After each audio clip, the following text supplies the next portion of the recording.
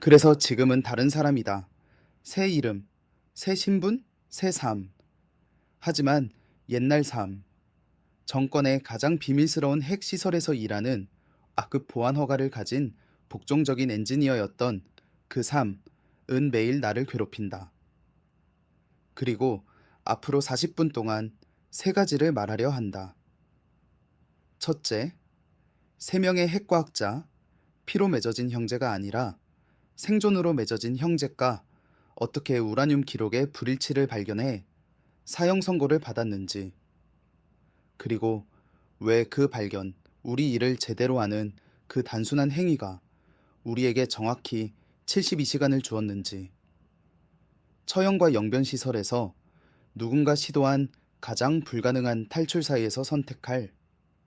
둘째, 모든 선택이 죽음으로 끝나는 딜레마에 갇힌 기분이 어떤지, 남아서 가족과 함께 죽거나 혼자 탈출해 그들을 노동 수용소로 사형 선고하거나 아내와 3살 딸을 90km의 군사 검문소와 4km의 지뢰밭을 통해 빼내려 시도하거나 내 형제가 겨우 아빠 사랑해 라고 말하는 법을 배운 딸이 있는 형제가 어느 죽음이 덜 잔인한지 선택해야 할 때 어떤 기분인지, 그리고 셋째, 왜 한 남자가 새벽에 비무장지대를 통해 동쪽으로 뛰는지, 무장 경비들을 유인하며 두 형제가 살 수 있도록 자신을 희생하는지, 왜 그 희생, 순식간에 내린 그 불가능한 결정, 이 자유를 향해 뛰는 동안 뒤에서 들린 총소리보다 더 나를 괴롭히는지.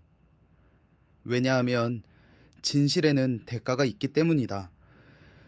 22살에 핵과학 경력을 시작할 때 조국을 섬기는 것에 자랑스러워하며 체제에 대한 충성이 널 보호할 거라 믿을 때 아무도 말해주지 않는 대가가.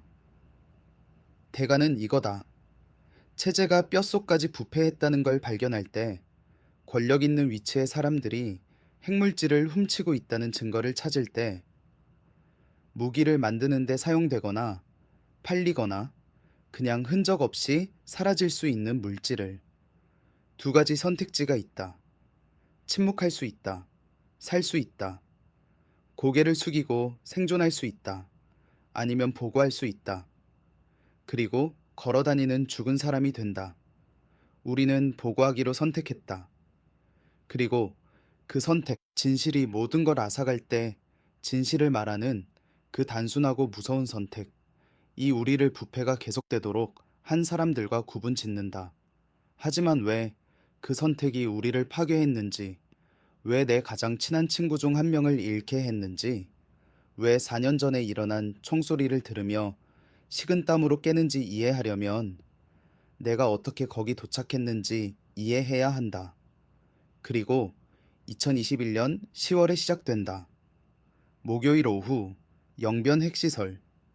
내 형제 준호가 농축 우라늄 기록에서 2.3kg의 불일치를 발견한 창문 없는 사무실에서 있던 3kg, 더러운 폭탄을 만들기에 충분한, 세 남자를 사형 선고하기에 충분한, 내 인생을 영원히 바꾸기에 충분한, 직접 나한테 전달된 건 아니었다. 영변 핵시설 보안 감독관 성동무를 통해서 받았다. 54세, 왼쪽 눈 밑에 초승달 모양 흉터가 있는 남자. 내가 6년 동안 매일 봐온 사람. 그가 나를 행정동 B동 2층 사무실로 불렀다. 오후 3시 47분, 정확히 기억한다. 그의 조수가 실험실로 나를 데리러 왔을 때 시계를 봤으니까. 나는 또 다른 일상적인 점검이라고 생각했다. 프로토콜 검토, 아니면 새로운 보안 등급 부여 같은 거. 그게 아니었다. 그의 책상 위에 마닐라 봉투가 하나 놓여 있었다. 표시도 없고 공식 도장도 보이지 않았다. 오른쪽 상단 모서리에 손으로 쓴 일련 번호만 북47-12 극비. 성동무는 나를 쳐다보지도 않고 회색 철제 책상 위로 봉투를 밀어냈다. 여기서 읽어. 이 방 밖으로 가지고 나갈 수 없어. 나는 봉투를 열었다. 문서에 3단어. 아니, 정확히는 6단어였지만 중요한 건 3개뿐이었다. 청산 명령, 강씨 일가 전원, 내 이름, 강재성 34세, 5급 핵과학자, 냉각 시스템 전문가, 형의 이름, 강준호 38세, 5급 핵물리학자, 우라늄 농축 전문가, 동생 이름, 강민수 29세, 5급 방사능 엔지니어, 격리 프로토콜 전문가, 그리고 처형 일자, 72시간, 금요일 오전 6시. 설명은 없었다. 법적 절차도 없었다. 항소 가능성도 없었다. 그저 누군가의 서명만 있었는데 그 이름은 검은 잉크로 완전히 지워져 있었다. 너무 두껍게 칠해져서 손가락으로 만지면 층이 느껴질 정도였다. 내 손이 떨리기 시작했다. 즉각적인 공포 때문이 아니었다. 아직은 아니었다. 더 깊은 무언가 때문이었다. 내가 그 봉투를 연 바로 그 순간, 내가 알던 세상이 끝났다는 걸 즉시 이해했기 때문이었다. 왜요? 내가 할 수 있는 말은 그것뿐이었다. 성동무가 드디어 나를 쳐다봤다. 그의 눈에서 나는 당 보안 요원의 눈에서 한 번도 본 적 없는 걸 봤다. 증오가 아니었다. 무관심도 아니었다. 연민이었다. 그런 질문 하지 마. 이해하려고도 하지 마. 그냥 72시간 있어. 해야 할 일 해. 나는 오후 4시 3분에 그 사무실을 나왔다. 16분. 내 인생 전체가 1분 만에 무너졌다. 평양의 핵 실험실에서 일할 때, 특히 영변에서, 북한 전체에서 가장 중요한 핵시설에서 일할 때는 자기가 보호받는다고 믿게 된다. 자기 지식이 자신을 가치 있게 만든다고. 정권이 자신을 너무 필요로 해서 손댈 수 없다고. 계속 유용하기만 하면, 올바른 비밀을 계속 지키기만 하면, 정확한 규칙을 계속 따르기만 하면 안전하다고. 나는 핵 반응로용 냉각 시스템을 설계했다. 구체적으로 25-30메가와트 경수로 실험로에서 일했다. 내 일은 반응로 노심의 온도를 섭씨 285도에서 310도 사이로 유지하는 것이었다. 냉각자의 유량을 계산하고 열교환 회로를 설계하고 노심 용융을 예방하는 것. 나는 실패하면 체르노빌을 사소한 화재처럼 보이게 만들 수 있는 핵 재앙을 일으킬 수 있는 시스템을 책임지고 있었다. 형준호는 더 중요했다. 그는 우라늄 농축을 계산했다. 자연상태 0.7%, 우라늄 235를 실험로에 필요한 20%로, 그리고 궁극적으로는, 공식적으로는 절대 언급되지 않지만 우리 모두가 완벽하게 이해하고 있던 다른 목적에 필요한 90%로 만들기 위해 몇 개의 원심 분리기가 필요한지 결정했다. 준호는 전국에서 원심 분리 연쇄 과정을 완전히 이해하는 단 12명의 과학자 중 한 명이었다. 막내 민수는 방사능 격리 프로토콜을 관리했다. 그는 안전한 노출 수준을 결정하는 사람이었다. 보호복을 설계하는 사람, 시설 각 구역의 방사선 수치를 모니터링하는 사람, 어느 구역이 안전하고 어느 구역이 오염되었는지 결정하는 사람. 영변에서 일하는 모든 사람의 건강이 그의 손에 달려 있었다. 우리는 북한 전체에서 5급 가능한 최고 등급 핵 기밀 정보 접근 권한을 가진 라비실 명중 3명이었다. 빨간 줄이 그어진 보안 통행증을 가지고 있었다. 시설 밖으로 나갈 때 무장 호위가 따라붙었다. 평양 엘리트 구역에 특별 주택이 있었다. 기근 기간에도 완전 배급을 받았다. 하루 24시간 정의 공급, 수입 텔레비전, 가끔은 당 행사 때 일본 위스키도. 우리는 그게 우리를 건드릴 수 없게 만든다고 믿었다. 우리는 제거하기엔 너무 가치 있다고 믿었다. 우리는 우리의 지식이 우리의 갑옷이라고 믿었다. 우리는 완전히, 철저히, 파괴적으로 틀렸다. 왜냐하면 내가 그 명령을 받기 6일 전, 정확히는 그 전주 수요일 오전 11시 20분, 준호가 3호 반응로 생산 기록에서 뭔가를 발견했기 때문이다. 준호는 강박적일 정도로 꼼꼼했다. 매일 밤 퇴근하기 전에 그날의 기록을 검토했다. 원심 분리기 수치가 이론적 생산량과 일치하는지 확인했다. 들어간 우라늄과 나온 우라늄이 같은지, 모든 그램이 설명되는지, 그렇게 해야 할 의무가 있어서가 아니었다. 그의 근무 시간은 공식적으로 오후 5시에 끝났다. 그렇게 하지 않을 수 없었기 때문이었다. 그게 그의 본성이었다. 그날 밤 그는 전달 우라늄 농축 생산 기록을 검토하고 있었다. 2021년 10월 투입량 열이 있었다. 처리된 천연 우라늄, 산출량 열, 생산된 농축 우라늄, 그리고 폐기물 열, 폐기 물질. 숫자가 맞지 않았다. 작은 불일치였다. 정확히 무엇을 찾아야 하는지 모르면 거의 보이지 않을 정도로 20% 농축 우라늄 2.3kg이 2차 정제 공정에 들어갔지만 완제품 재괴도 폐기 물질 기록에도 나타나지 않았다. 그냥 사라졌다. 2.3kg은 많이 들리지 않는다. 하지만 농축 우라늄에 대해 말할 때 반응로 연료가 될 수 있거나 추가 처리를 거쳐 핵무기의 핵심이 될 수 있는 물질에 대해 말할 때 2.3kg은 엄청난 양이다. 더러운 폭탄을 만들기에 충분하다. 수킬로미터 면적을 오염시키기에 충분하다. 암시장에서 수백만 달러에 팔기에 충분하다.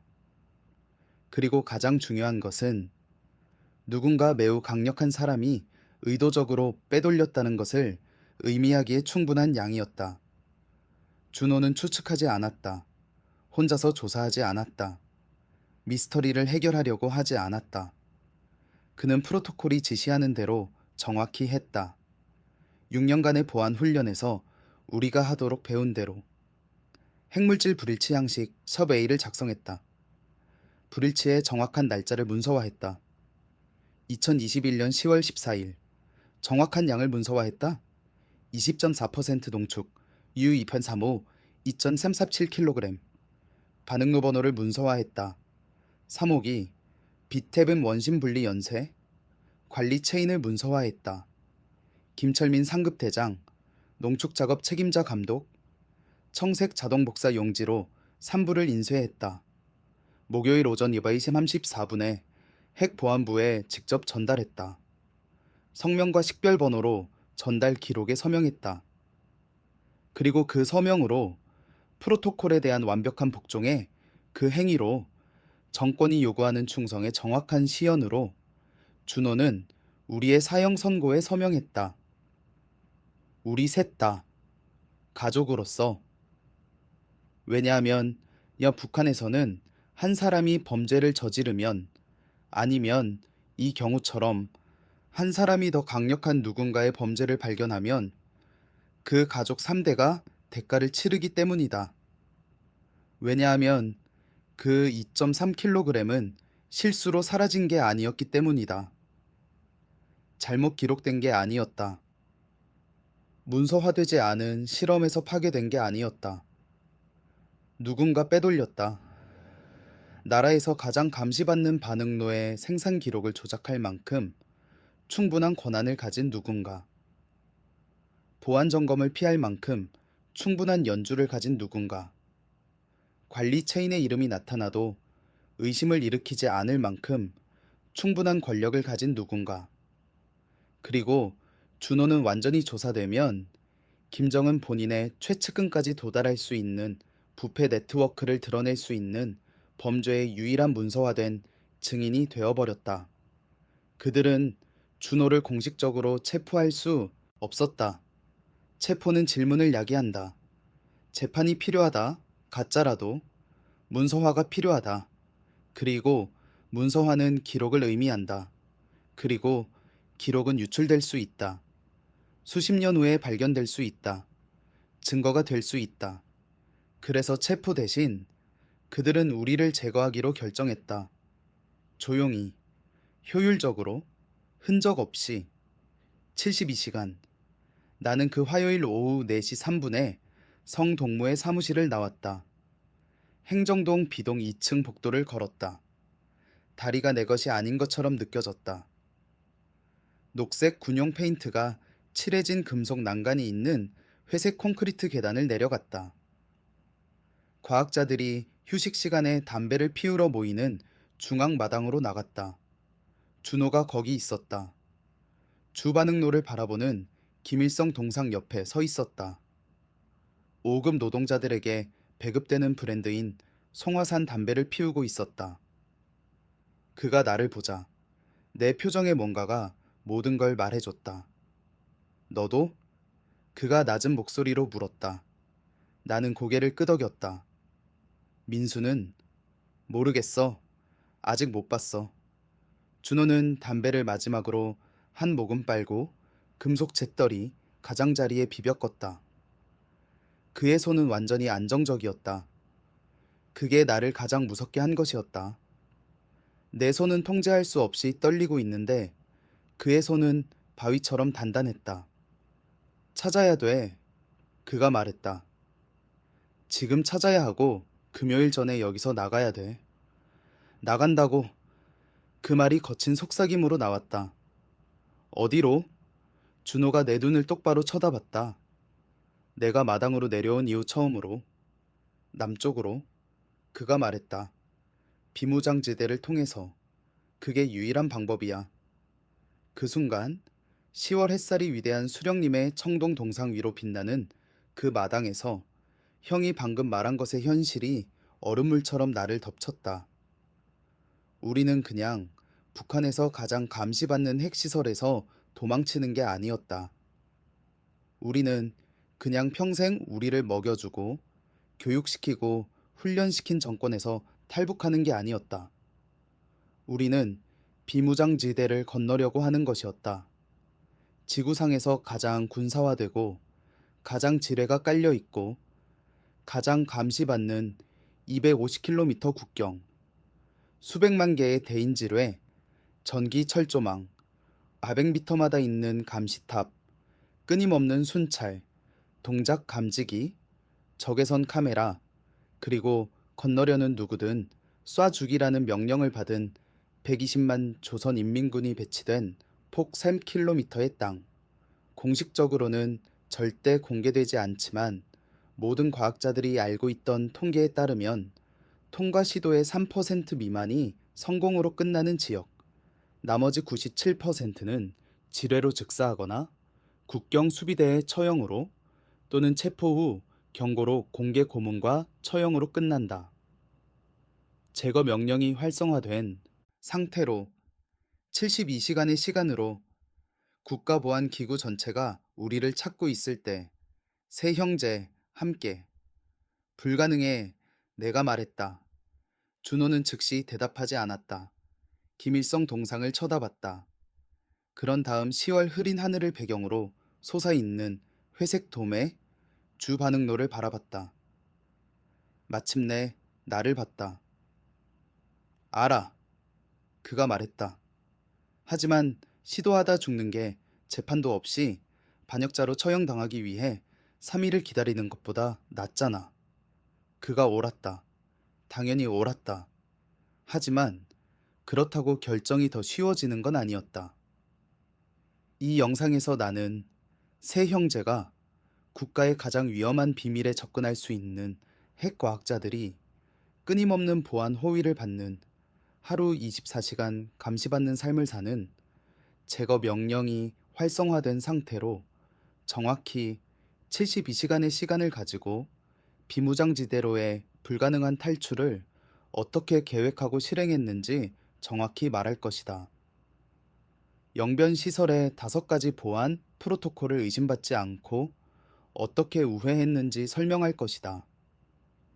시설과 외곽 사이에 분산된 나비십 개의 감시 카메라를 어떻게 피하거나 무력화했는지, 지뢰 지도가 극비 정보여서 지도 없이 밤에 영변과 중국 국경 사이 1km의 지뢰지대를 어떻게 건넜는지, 우리 자신의 정의 시스템 지식을 사용해서 외곽의 세겹 전기, 철조망을 어떻게 무력화했는지, 우리가 직접 만든 위조 문서로 평양과 국경 지역 사이 8개의 군사 검문소를 어떻게 통과했는지, 그리고 어떤 탈북자도 시도한 적 없는 방법을 사용해서 비무장지대의 마지막 2.4km 지뢰밭을 어떻게 건넜는지, 그리고 그것이 우리에게 거의 모든 것을 어떻게 앗아갔는지, 탈출 34분째 탐 조등이 지뢰밭 한가운데서 우리를 찾았을 때 가족으로서 함께 있을지, 아니면 적어도 한 명이라도 살아남아 삼호반응로에서 우리가 발견한 진실을 말할 수 있도록 흩어질지 선택해야 했던 몇 초만 있었을 때 우리가 내려야 했던 결정에 대해 말할 것이다. 거의 붙잡힐 뻔한 11번에 대해 말할 것이다. 준호가 3년 동안 숨겨둔 400달러를 국경 수비대를 매수하는데 어떻게 사용했는지, 순찰대가 지나가는 3미터도 안 되는 거리에서 배수로에 숨어있던 오븐에 대해, 움직이기엔 너무 위험해서 중국 배추 운송 트럭 안에서 잤던 밤에 대해, 민수가 눈 아래 금속성 뭔가를 밟았고 우리 모두 지뢰라고 생각하며 얼어붙었지만 녹슨 수도관 뚜껑이었던 순간에 대해, 그리고 마침내 반대편에 도착했을 때 무슨 일이 일어났는지 말할 것이다. 어느 형제가 성공하지 못했는지, 우리 중 한 명이 다른 두 명이 계속 갈 수 있도록 뒤에 남기로 결정한 방법에 대해, 그리고 우리가 핵 비밀과 우리 자신의 가족의 피로 자유를 샀기 때문에 칠은 계속 치르고 있는 덱에 대해, 내 이름은 강재성이었다. 그건 더 이상 내 진짜 이름이 아니다. 다시는 내 진짜 이름을 공개적으로 사용할 수 없다. 편집 없이 내 진짜 얼굴을 보여줄 수 없다. 정확한 위치를 밝힐 수 없다. 왜냐하면 2021년 10월 그날 밤 이후 4년이 지났지만 세계에서 가장 감시받는 국경 반대편 250km 떨어진 곳에 있지만 정권은 여전히 나를 찾고 있기 때문이다. 여전히 내 형을 찾고 있다. 우리가 알고 있는 것 때문에 여전히 우리를 침묵시키고 싶어 한다. 그리고 2021년 10월 그 제거 명령을 받은 세 형제 중에서 72시간의 시간을 가지고 영변시설에서 탈출한 세 핵과학자 중에서 단 둘만이 비무장지대 반대편에 살아서 도착했다. 이게 우리의 이야기다. 그리고 이건 명령 6일 전부터 시작된다. 준호가 사라진 2.3kg의 우라늄을 발견한 날, 그가 모르는 사이에 우리의 사형 선고에 서명한 날, 그가 우리를 봤을 때 준호와 내가 나란히 걷고 있는 모습을 평범해 보이려고 애쓰면서 완전히 실패한 그 특유의 경직된 모습을, 그의 얼굴이 변했다. 놀라움이 아니었다. 확인이었다. 마치 준호가 목요일 아침 그 양식을 제출한 이후로 이 순간을 기다리고 있었던 것처럼. 형들도. 질문이 아니었다. 준호가 그의 맞은편에 앉았다. 나는 서서 창밖을 바라봤다. 회색 하늘을 배경으로 흰 증기를 내뿜는 냉각탑을 향해. 나는 이 시설에서 6년 동안 일했다. 이 복도를 1,008리 빗바지 아번 걸었다. 이 식당에서 1,000번 넘게 식사했다. 그런데 갑자기 모든 게 낯설게 느껴졌다. 마치 이곳을 처음 보는 것처럼, 아니면 마지막으로 보는 것처럼. 72시간. 준호가 식당 배경 소음 위로 겨우 들릴 정도로 낮은 목소리로 말했다. 금요일 새벽 6시. 민수가 천천히 고개를 끄덕였다. 29살이지만 그 순간 50대처럼 보였다. 깊은 다크서클. 보리차 잔을 잡았다가 마시지 않고 다시 내려놓을 때 살짝 떨리는 손. 내 아내가. 그가 마침내 말했다. 내 딸이. 그리고 거기 있었다. 첫 번째 진짜 대가. 우리가 직면해야 할 많은 것들 중 첫 번째. 민수의 아내 혜진은 초등학교 교사였다. 딸 소영이는 3살이었다. 시설에서 4km 떨어진 과학자 가족 주거 구역의 아파트에 살았다. 중앙 난방과 대부분의 날 수돗물이 나오는 4층 방 2개짜리 아파트. 북한 기준으로는 믿을 수 없는 사치였다. 명령서에 일가 전원이라고 써 있어. 내가 말했고 그 말들이 부서진 유리처럼 나왔다. 그건 무슨 뜻인지 알아? 민수가 내 말을 끊었다. 그의 눈 평소엔 평온하고 항상 분석적이고 너와 대화하면서도 머릿속으로 방사선 용량을 계산할 수 있는 그런 눈, 이제는 가장자리가 붉었다. 3대. 법이야. 나를 처형하면 내 아내를 처형해. 내 딸을. 부모님이 살아계셨다면 부모님도. 준호가 앞으로 몸을 기울였다. 회색 플라스틱 테이블 위에 팔꿈치를 얹고. 그래서 가야 돼. 우리 셋 다. 지금. 금요일 전에. 가? 민수가 웃음을 내뱉었는데 거기엔 유머가 전혀 겉없었다. 어디로 형? 우리는 나라에서 가장 감시받는 핵시설에 있어. 밖에 나갈 때마다 보안 호위가 따라붙어. 우리 아파트는 모니터링 되고 전화는 녹음되고 움직임은 추적돼. 정확히 어디로 가자는 거야? 남쪽으로. 준호의 목소리가 확고했다. 너무 확고했다. 마치 지난 2시간 동안 머릿속으로 그 말을 연습해온 것처럼. 비무장지대를 건널 거야. 그들이 우리가 시도하리라 예상하지 않는 유일한 국경이야. 모든 탈북자들은 중국으로 먼저 가. 아무도 직접 남쪽으로 가지 않아. 자살 행위니까. 그래서 통할 거야. 뒤따른 침묵이 너무 짙어서 고막에 압력이 느껴질 정도였다. 혜진은 민수의 목소리가 아내 이름에서 깨졌다. 소영이는 내가 도망가면 그들이 발견했을 때 처형당하도록 두고 가. 아니면 같이 빼내려다가 지뢰밭에서 죽게 만들어? 준호가 즉시 대답하지 않았다. 왜냐하면 좋은 답이 없었으니까. 엄청난 상실을 수반하지 않는 답이 없었으니까. 남으면. 그가 마침내 말했다. 금요일에 죽어. 혜진이도 금요일에 죽어. 소영이도 금요일에 죽어. 3살. 내 딸이 3살인데 네가 저지르지도 않은 내가 발견한 핵물질 관련 범죄로 처형당할 거야. 혼자 떠나면 최소한 기회는 있어. 그리고 살아남으면 남쪽에 도착하면 폭로할 수 있어. 무슨 일이 있었는지 세상에 알릴 수 있어. 그들의 죽음에 의미를 부여할 수 있어. 죽음에 의미를 부여한다. 민수가 그 말을 마치 외국어처럼 반복했다. 내 3살 딸.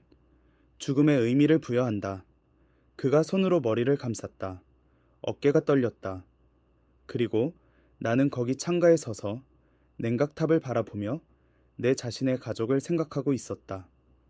5년 전 평양과 개성 사이 기차 사고로 죽은 부모님을 아마도 사고가 아니라 자원 부족으로 인한 열악한 레일 유지 보수 때문이었지만 조사되지 않았던, 왜냐하면 조사하면 인프라가 붕괴되고 있다는 걸 인정하는 것이니까. 어떤 끔찍하고 뒤틀린 방식으로 나는 아내가 없다는 게 운이 좋다고 생각하고 있었다. 아이가 없다는 게. 내 삶과 그들의 삶 사이에서 선택할 필요가 없다는 게. 준호도 우리 외에 직계 가족이 없었다. 그의 아내는 3년 전 위암으로 죽었다. 평양 밖 병원에는 기능하는 진단 장비가 없어서 늦게 발견된 또 다른 사례. 아이가 없었다. 그래서 준호에게 방정식은 단순했다. 잔인하지만 단순했다. 탈출하거나 죽거나. 제3자는 없었다. 저울 위에 3살짜리 아이가 없었다. 하지만 민수는 3가지 불가능한 선택 사이에서 골라야 했다. 하나, 남는다.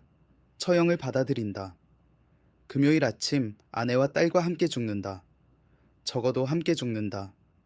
적어도 마지막에 그들과 함께 있는다. 둘, 혼자 탈출한다. 가족을 버린다. 그들을 죽음으로 몰아넣는다. 남은 평생 매 순간 그 죄책감을 안고 산다. 하지만 기회가 있다. 아주 작고 거의 불가능하지만 기회 살아남아 진실을 폭로할 수 있는. 셋, 그들과 함께 탈출을 시도한다. 여자와 3살 아이를 영변과 중국 국경 사이 B킬로미터 지뢰지대를 통해 그 다음 비무장지대까지 90킬로미터를 더 그 다음 세계에서 가장 밀집된 지뢰밭 4킬로미터를 통해 빼낸다. 체포될 확률을 10배로 높인다. 실패하면 실패할 텐데 왜냐하면 확률이 97%니까. 그의 딸이 빠른 처형으로 죽는 게 아니라 천천히 수용소에서 굶어 죽거나 지뢰를 밟고 피를 흘리며 죽게 만든다. 옳은 선택은 없었다. 모든 길은 죽음으로 끝났다. 유일한 질문은 누구의 그리고 어떻게? 시간이 필요해. 민수가 마침내 말했다. 고개를 들었다. 그의 눈은 이제 말랐다. 너무 말랐다. 마치 눈물이 다 떨어졌거나 눈물이 허용할 수 없는 사치라고 결정한 것처럼.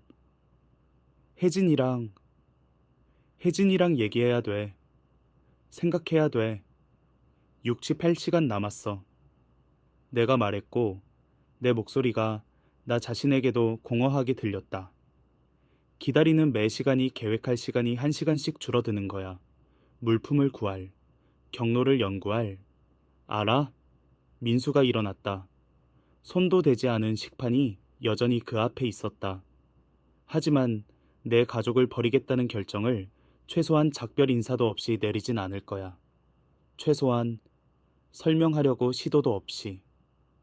그가 뒤돌아보지 않고 식당을 나갔다. 준호와 나는 5분 내내 침묵 속에 앉아 있었다.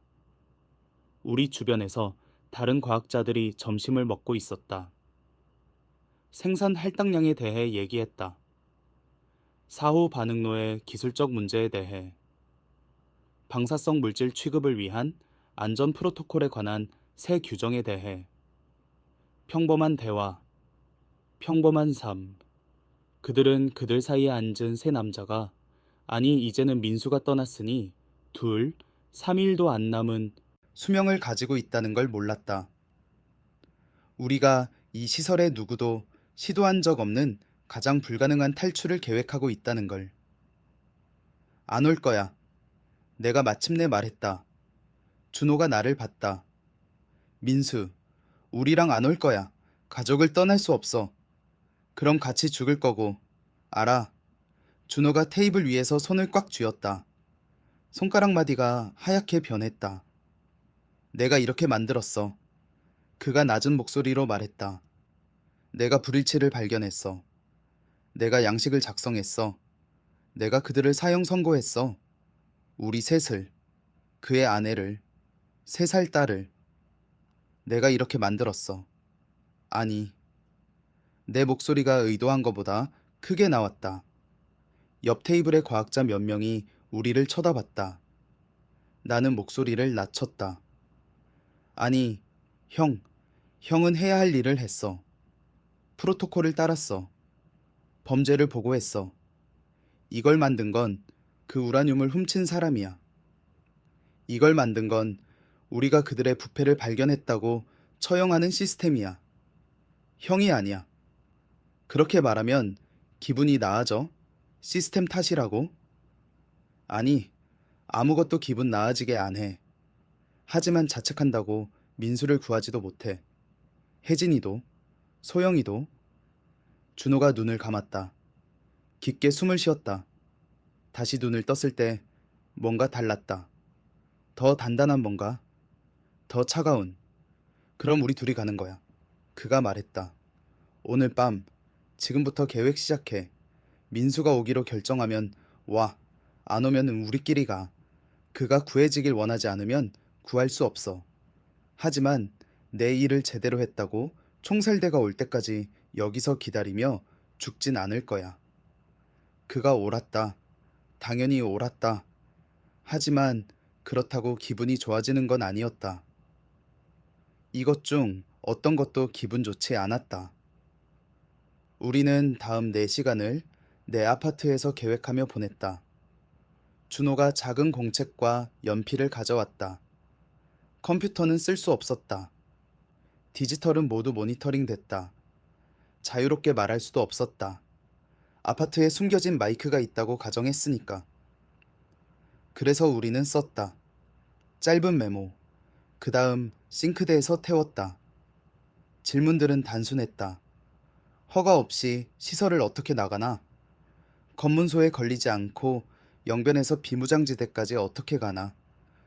무슨 물품이 필요한가? 돈은 얼마나 있나? 잡히면 무슨 이야기를 하나? 답들은 복잡했다. 준호는 $400를 숨겨놨다. 5급 과학자들이 특별 프로젝트를 완료하면 받는 작은 수당에서 3년 동안 모은 것이었다. 겨울 코트 안감에 숨긴 $400. 왜냐하면 언젠가는 어떤 깊고 본능적인 차원에서 항상 알고 있었다. 자기 목숨을 사야 할 수도 있다는 걸. 나는 $80를 가지고 있었다. 준호가 나보다 더 신중했다. 총 $480. 평균 월급이 $1000도 안 되는 북한에서 $480는 재산이었다. 경비를 매수하기에 충분했다. 트럭 승차권을 사기에 충분했다. 침묵을 사기에 충분했다. 아마도 운이 좋으면 올바른 사람들을 찾으면 물품 거의 가져갈 수 없었다. 작은 배낭, 상하지 않는 음식, 말린 쌀, 군용 비스킷을 구할 수 있다면 빠른 에너지를 위한 딱딱한 사탕, 물병, 여벌옷, 라이터, 무기로 쓸 부엌칼, 진짜 무기는 구할 수 없었다. 지도, 우리에게 지도가 없었다. 국경 지역의 상세 지도는 3급 기밀 정보였다. 경보를 울리지 않고는 접근할 수 없었다. 이야기, 비무장지대에 도착하기 전 검문소에서 잡히면 긴급 점검 임무의 과학자들이라고 말할 것이다. 그건 정확히 한 번, 운이 좋으면 2번 통할 것이다. 누군가 확인 전화하기 전까지 시설에서 나가기, 이게 가장 큰 문제였다. 영변 핵시설에는 5단계 보안이 있다. 그냥 걸어 나갈 수 없다. 1단계, 모든 건물 문이 생체 인식 식별. 2단계, 내부 경계의 무장 경비. 3단계, 가시철 조망이 있는 3m 높이 전기철 조망. 4단계, 동작 감지기가 있는 200m 저해 구역. 5단계, 허가 확인이 있는 출구 검문소. 생체 인식 시스템을 해킹할 수 없었다. 그런 접근 권한이 없었다. 내부 경계 경비들을 매수할 수 없었다. 그들은 당의 광신적인 충성파였다. 경보를 울리지 않고 정의 철조망을 자를 수 없었다. 감지기를 활성화하지 않고 저의 구역을 건널 수 없었다. 서면 승인과 도장 없이 검문소를 통과할 수 없었다. 즉, 6번째 선택이 필요했다. 아무도 예상하지 못할 뭔가. 너무 명백해서 보이지 않는 뭔가. 준호가 공책에 2단어를 썼다. 보급 트럭. 나는 그를 봤다. 그 다음 이해했다. 3일마다 보급 트럭이 시설로 들어왔다. 식량, 장비, 건축 자재, 실험실용 화학 물질. 트럭들은 경비들이 화물을 점검하는 입구 검문소를 통과했다. 그 다음 트럭들은 주창고 뒤 하역 구역에 주차했다. 노동자들이 물품을 내렸다. 트럭들은 서류 처리하는 동안 2~3시간 주차돼 있었다. 그 다음 같은 검문소로 나갔다. 하지만 나갈 때 경비들은 트럭 내부를 확인하지 않았다. 왜 하겠어? 트럭은 비어 있었다. 나가는 빈 트럭에 숨을 이유가 없었다. 밀수의 방향은 항상 안으로였지 밖으로가 아니었다. 내일 보급 트럭 온다. 내가 썼다. 15영씨. 준호가 고개를 끄덕였다. 썼다. 하역 후 트럭에 숨는다. 트럭이 나갈 때 나간다. 확인하면? 나가는 빈 트럭은 확인 안 해. 이번에 하면. 준호가 나를 봤다. 아무것도 쓰지 않았다. 쓸 필요가 없었다. 답은 명백했다. 발각되면 즉시 처형된다. 플랜 B는 없었다. 기회는 하나뿐이었다. 한 번의 기회 아니면 죽음. 우리는 싱크대에서 메모를 태웠다. 화요일 오후 8시 34분이었다. 금요일 아침 처형까지 57시간 26분 남았다.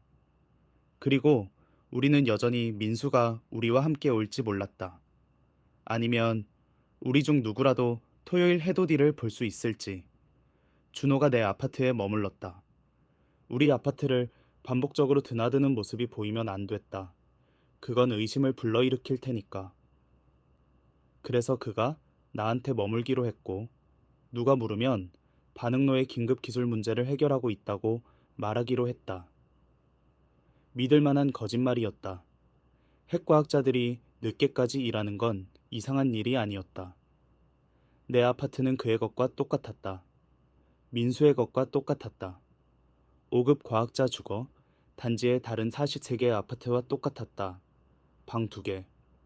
전기가 들어올 때 작동하는 전기레인지가 있는 작은 부엌. 운이 좋으면 일주일에 3일 따뜻한 물이 나오는 샤워기가 있는 욕실.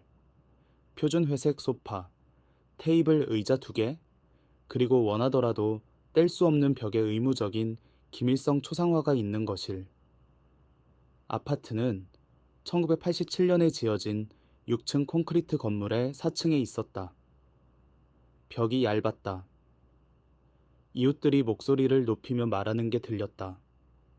발소리가 들렸다. 텔레비전을 켤 때가 들렸다. 그리고 그들도 우리를 들을 수 있었다. 그래서 우리는 말하지 않았다. 썼다. 그리고 부엌 싱크대에서 모든 메모를 태웠고 젤을 찬물로 하수구에 흘려보냈다. 준호가 썼다. 정확히 무엇과 맞서는지 이해해야 해. 나는 썼다. 영변의 5단계 보안. 그 다음 비무장지대까지 18개 군사 검문소. 그 다음 비무장지대 자체. 그가 썼다. 하나씩 분석하자. 영변 핵시설의 모든 주요 건물. 반응로, 실험실, 농축시설, 자재창고, 행정동에는 2015년 보안 현대화의 일환으로 설치된 생체 인식 스캐너가 달린 문이 있었다. 아마 미국이나 남한에 있는 것만큼 정교하진 않았지만 작동했다. 오른손 엄지 지문, 망막 스캔. 매주 바뀌는 6자리 핀 코드. 시스템은 모든 출입 기록을 저장했다. 누가, 언제, 어느 문, 얼마나 오래 안에 있었는지. 우리가 도망친 후 누군가 기록을 확인하면, 그리고 확인할 것이다. 절대적으로 확인할 것이다. 우리의 정확한 움직임을 분 단위로 추적할 수 있다. 하지만 우리가 이미 시설 밖으로 나가면 그건 중요하지 않다. 생체 인식 시스템은 건물 접근만 통제했지 외곽 경계는 아니었다. 준호가 썼다. 이건 문제 아니야. 어차피 평소처럼 건물에서 나가야 하니까. 생체 인식 마지막 사용. 수요일 근무 마칠 때 나갈 때. 나는 썼다. 기록은 우리가 돌아오지 않은 걸 알까? 그가 썼다. 목요일 아침 출근하지 않을 때까지는 몰라. 그때면 이미 18시간 앞서 있어. 내부 경계는 시설 핵심, 주 반응로와 농축시설, 주변 직경 800m원이었다. 균등하게 배치된 16개 경비 초소가 있었다. 각 초소에 경비 2명, 주간 근무에 총 32명, 야간 근무에 다른 32명. 내부 경계 경비들은 조선인민군 엘리트 병사들이었다. 특히 제1핵방어사단 소속. 철저한 신원 조회를 통과했다. 3대에 걸친 당 충성도 검증, 특수훈련, 끊임없는 사상교육, 일반 병사보다 높은 급여, 완전 배급, 명성. 그들은 진정한 신자들이었다. 매수할 수 없었다. 한 명을 매수하려고 시도하는 건 즉시 체포되고 반역죄로 처형되는 걸 보장하는 것이었다. 각 경비는 AK-47 소총을 들고 있었다. 각 초소에는 보안 지휘센터로 연결된 직통 전화가 있었다. 각 경비는 서면 승인 없이 내부 경계를 넘으려는 누구든 쏴 죽이라는 명령을 받았다. 준호가 썼다. 시설 안에 있는 동안 내부 경계를 넘을 수 없어. 너무 눈에 띄어. 너무 위험해. 나는 썼다. 그럼 어떻게 나가? 그가 썼다. 보급 트럭이 내부 경계를 합법적으로 넘어? 우리는 트럭 안에 있을 거야. 나는 썼다. 경비들이 트럭 확인하면? 그가 썼다. 경비들은 트럭이 들어올 때만 확인해. 나갈 때는 트럭이 비어 있어. 확인할 이유가 없어. 심리야. 모두 들어오는 걸 걱정해. 핵물질, 스파이 무기. 아무도 나가는 걸 걱정 안 해? 왜 누가 나가고 싶어 하겠어? 말이 됐다. 끔찍하고 아슬아슬하지만 말이 됐다. 내부 경계 후에 50m의 빈 땅 완충지대가 있었다. 아무것도 없었다. 나무도, 덤불도, 엄폐물도. 황혼에 자동으로 켜지는 30m마다 기둥에 설치된 탐조등과 함께 평탄화된 땅만. 그 빈 지대 후 철조망, 3m 높이, 두꺼운 게이지 강철 그물망, 10,000볼트로 전기화. 만지면 즉시 죽을 만큼 충분해. 누군가 올라가는 걸 막기 위해 45도 각도로 바깥쪽으로 기울어진 상단의 가시철선. 100m마다 경고 표지판이 있었다. 위험, 전기 철조망. 넘는 것은 반역. 위반자는 처형될 것이다. 철조망은 매주 점검하는 정의 엔지니어 팀이 관리했다. 나는 팀장을 알았다. 우리는 2009년 김일성 종합대학에서 같은 전기 시스템 과정을 들었다. 박이라는 사람, 좋은 엔지니어, 규칙을 철저히 따르는. 철조망의 정의 시스템은 주 전력이 끊어질 경우를 대비한 디젤 발전기 백업이 있었다. 발전기는 72시간 연속으로 철조망을 전기화 상태로 유지할 수 있었다. 준호가 썼다. 트럭은 철조망의 게이트를 통과해 이중 강철 게이트. 검문소 경비 초소에서 열어. 나는 썼다. 그럼 철조망을 넘을 필요가 없어. 트럭이 게이트를 통과할 때 안에 있기만 하면 돼. 그가 썼다. 정확해. 트럭 안에 있으면 철조망은 문제 아니야. 전기 철조망 후에 또 다른 빈 지대가 있었다. 이건 더 컸다. 폭 200m. 저의 구역. 이 지대에는 10m마다 묻힌 동작 감지기가 있었다. 2017년 중국에서 수입한 적외선 기술.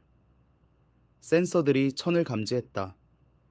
개보다 큰 것이 지대를 건너면 경보가 지휘센터에서 자동으로 울렸다. 경비들이 2분 안에 대응했다. 50m마다 탑에 설치된 감시 카메라도 있었다.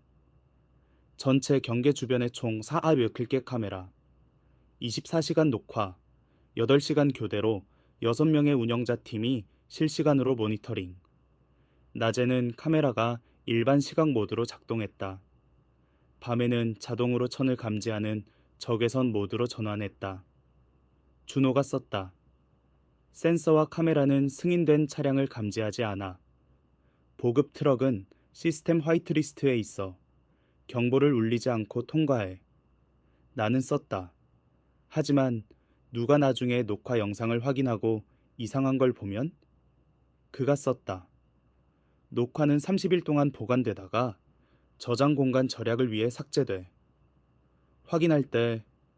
확인한다면 우리는 이미 비무장지대 반대편에 있거나 죽어 있어. 어느 쪽이든 중요하지 않아. 그의 논리는 차갑고 실용적이고 옳았다. 마지막 검문소는 2차선이 있는 콘크리트 구조물이었다. 하나는 입구용, 하나는 출구용. 각 차선에는 기계식으로 올리고 내리는 강철 차단기가 있었다. 각 차선에는 강화 유리창이 있는 경비 초소가 있었다. 나가는 모든 차량은 차당위에서 멈춰야 했다. 운전자는 승인 서류를 보여줘야 했다. 3급 이상 보안 담당관이 서명한 출고 허가증, 공식 빨간 도장 포함. 경비는 서류를 확인했다. 승인된 차량 목록에 대해 차량 번호판을 확인했다.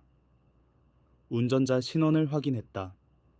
모든 게 정상이면 차당위가 올라갔다. 차량이 나갔다. 보급 트럭은 검문소에 보관된 영구 출고 허가증이 있었다. 경비들은 운전자들을 알았다. 같은 운전자들이 몇 년 동안 일주일에 3번 이 경로를 다녔다. 일상이었다. 지루했다. 예측 가능했다. 준호가 썼다. 내일 오는 트럭 운전자 이름은 조야. 52세. 2011년부터 이 경로 운전해. 경비들이 그를 알아. 철저히 확인하지 않을 거야. 나는 썼다. 이름을 어떻게 알아? 그가 썼다. 6개월 동안 트럭을 관찰했어. 생산 기록에서 불규칙성을 찾기 시작한 이후로 언젠가 비상 탈출구가 필요할 수 있다고 생각했어. 맞았어. 나는 그 말들을 쳐다봤다. 준호가 이걸 계획하고 있었다. 아마 의식적으로는 아니었을 것이다. 아마 명시적으로는 아니었을 것이다. 하지만 그의 마음 깊은 어떤 수준에서 부패를 발견하면 위험에 처할 거라는 걸 알고 있었다.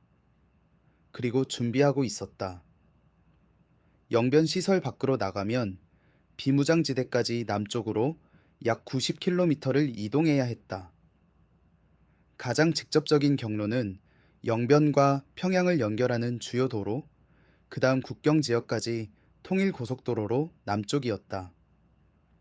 하지만 그 경로에는 18개 군사 검문소가 있었다. 각 검문소는 10km 강역이었다. 각 검문소는 모든 차량이 멈추도록 요구했다.